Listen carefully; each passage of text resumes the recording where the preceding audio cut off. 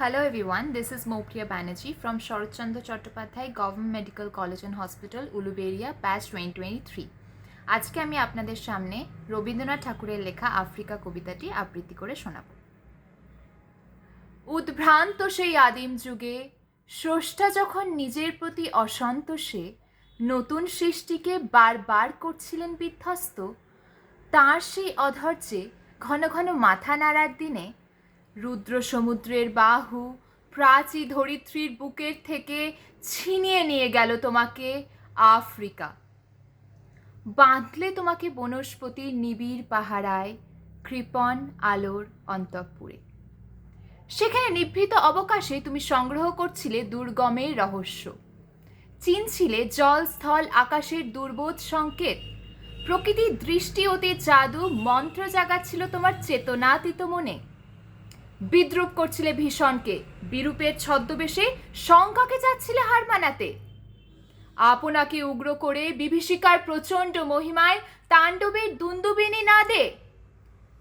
হায় ছায়া বৃথা, কালো ঘোমটার নিচে অপরিচিত ছিল তোমার মানব রূপ উপেক্ষার আবিল দৃষ্টিতে।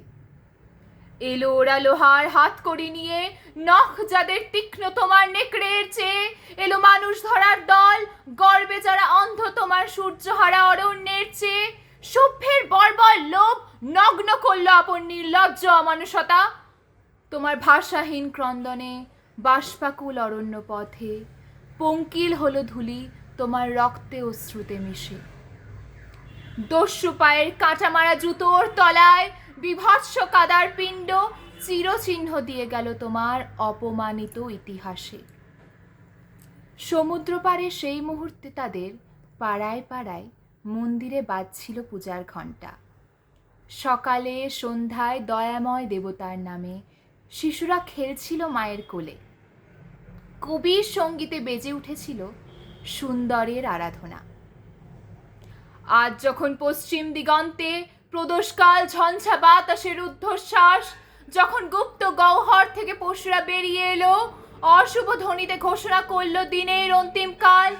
এসো যুগান্তরের কবি, আসন্ন সন্ধ্যার শেষ রশ্মিপাতে দাঁড়াও ওই মানহারা মানবের দ্বারে। বলো ক্ষমা করো, হিংস্র প্রলাপের মধ্যে সেই হোক তোমার সভ্যতার শেষ পুণ্যবাণী। নমস্কার।